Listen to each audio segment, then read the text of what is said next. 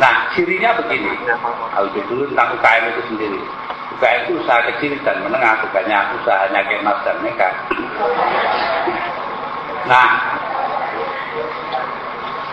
Nah, pada ekonomi formal atau usaha-usaha formal itu dilakukan pembukuan teratur segala macam itu dengan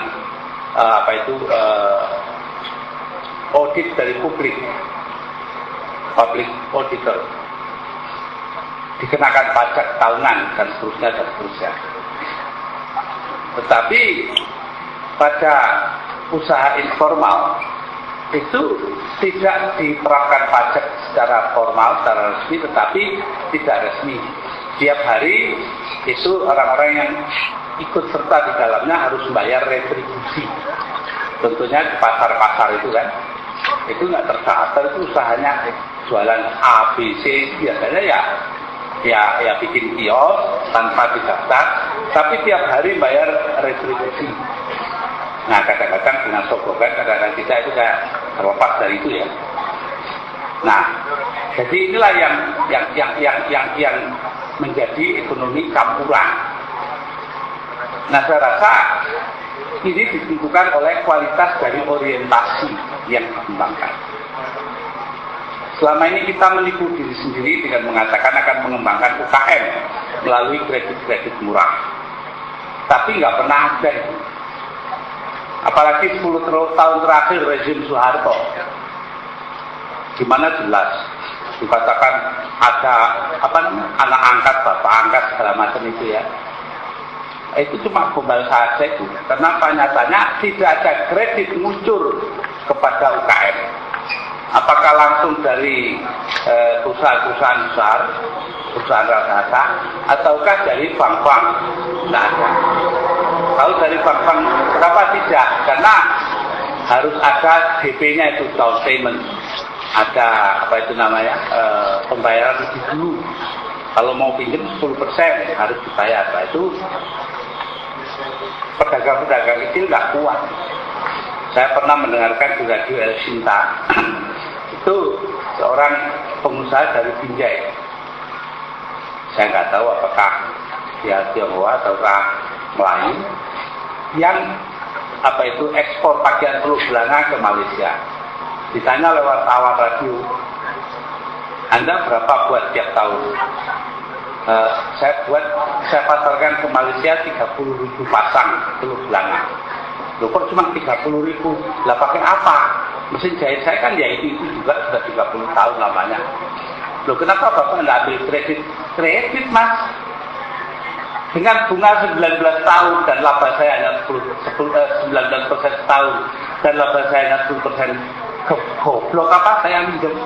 Nah, dia mengatakan bahwa dia tidak akan dapat kredit. Itulah dari bank. Nah, ini contoh. UKM itu merana. Kalau orang Jawa bilang merana merinis. Nah, jadi karena itu ya semuanya itu tertarik atau ikut serta di dalam katakan gerak yang diciptakan oleh das kapital. Pemikiran kita harus mengenai orang kecil.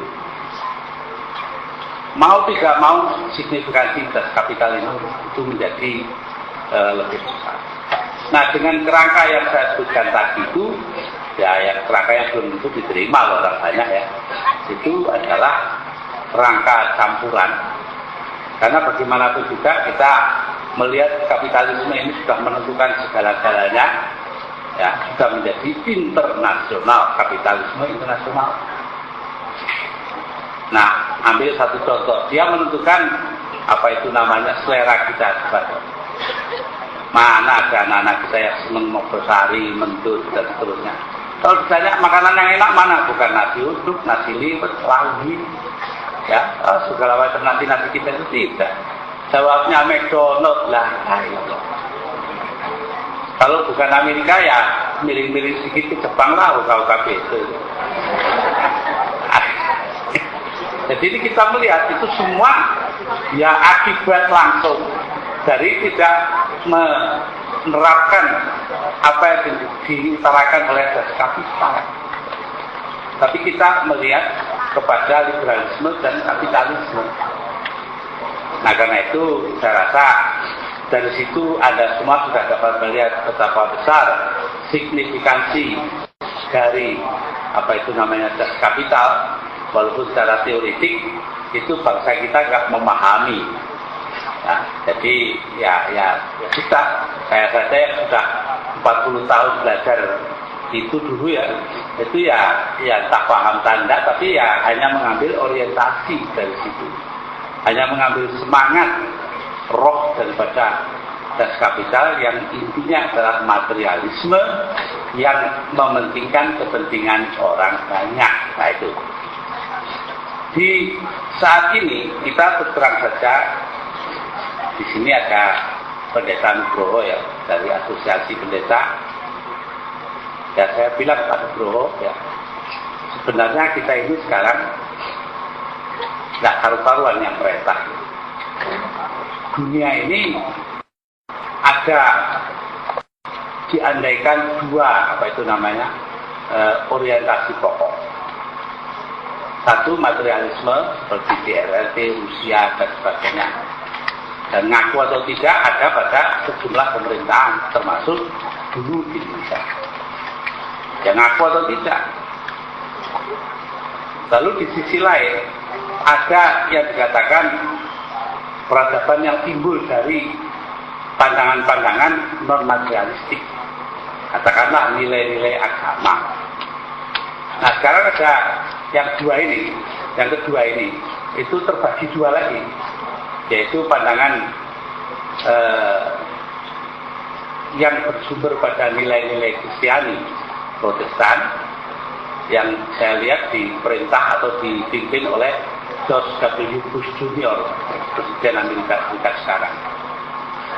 Dan yang kedua adalah orientasi ya yang menganggap dirinya spiritual yang dipimpin oleh Paus di Vatikan. Nah ini meliputi negara-negara EU, ya, European Community (EC), European Community, European Union (EU). Nah dua-duanya ini selalu ribut bertengkar karena kepentingan, perbedaan kepentingan. Ya mereka bersatu dalam beberapa hal berbeda. Ambil saja contoh, Bush marah kepada Iran saat ini karena Iran dianggap apa itu namanya menyelenggarakan apa itu pengembangan bom atom. Tapi European Community di bawah pimpinan yang sekarang ini jadi presiden Jacques Chirac dari Perancis dan Gerhard Schröder itu tidak begitu katakanlah tajam kepada Iran karena mereka ditekan oleh RRT, karena RRT ini mau menjual mau membeli gas dari Iran untuk 25 tahun yang akan datang. Baru-baru ini Menteri Luar Negeri RRT berangkat ke Paris dan ke Berlin untuk meyakinkan baik Schröder maupun Chirac bahwa harus Iran itu dibantu lah itu. Jadi bukan karena kekuatan ideologi saja, tapi juga karena kekuatan politik dari RRT.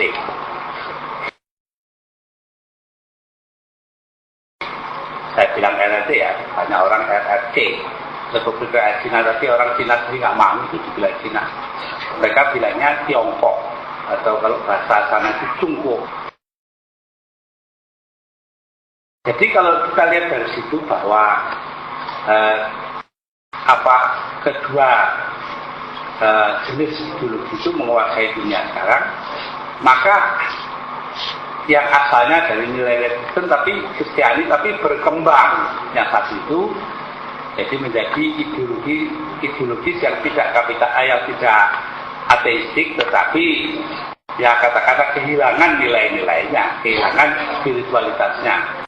Ya dipikir cuma untung saja itu. Nah, RRT-nya sendiri dari Rusia tetap ateistik. Nah, timbul pertanyaan, apa bukan waktunya sekarang ini kita mengembangkan kata-kata prinsip ketiga yang akan mengembalikan benar-benar kepada spiritualitas yang sehat, yang di dalamnya termasuk ada materialisme, begitu. Nah ini saya rasa bisa diambil dari agama-agama Asia, baik Kristen, Katolik, ya, apa itu namanya, Buddha, Islam, Hindu, ya, Konghucu, Tao dan sebagainya lah, itu semua ya, termasuk non agama tapi aliran kepercayaan. Nah ini masing-masing ya. Jadi kalau di Jawa namanya Kejawen, di Sunda Sunda Wiwitan, di Aceh kayu alas selatan, terus di Batak ada lupa namanya Parlim apa lah, lupa lah, terus terlalu banyak. Jadi kita melihat, ya, saya tidak sendiri loh, saya nggak tahu namanya. Nah ini semuanya menunjuk kepada adanya kelanjutan dari das kapital atau reaksi terhadap das kapital. Inilah signifikansi dari das kapital yang kita bicarakan hari ini. Saya rasa demikian. Kalau terus lagi saya nggak serius, itu guyon. Terima kasih.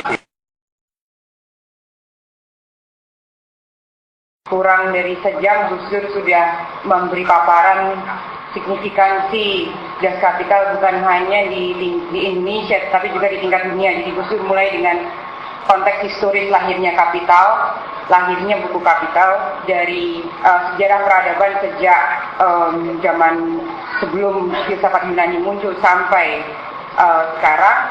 Kemudian yang penting mungkin ditekankan oleh Gus Dur adalah bahwa untuk membaca Kapital harus juga membaca teks-teks yang dikritik oleh Marx, seperti Adam Smith, Ricardo, jadi ekonomi-ekonomi klasik gitu. Dan perlu juga disadari bahwa di Indonesia banyak sekali pemikir-pemikir yang mendirikan negara ini, termasuk yang membuat undang-undang itu disemangati oleh das kapital, misalnya Bung Karno.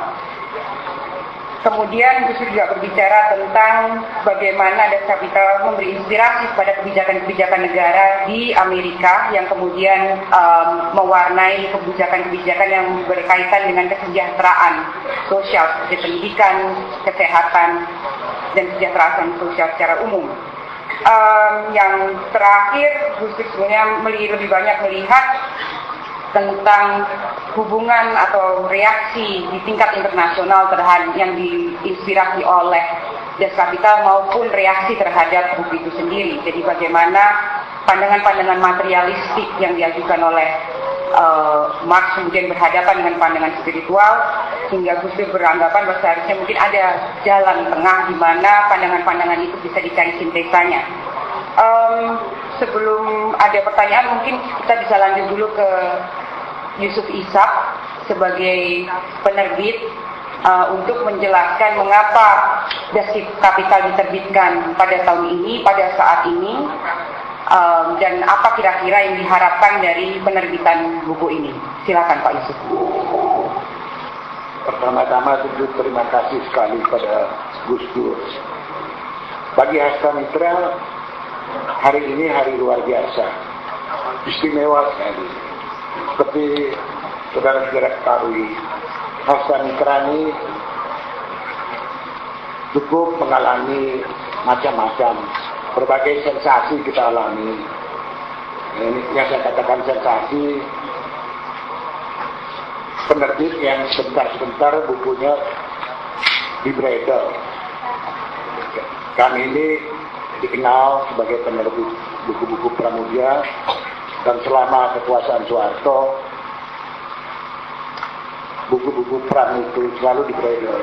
Sebenarnya Soeharto berjasa sekali pada Hasta Mitra. Iklan gratis yang dia berikan, dengan itu Hasta Mitra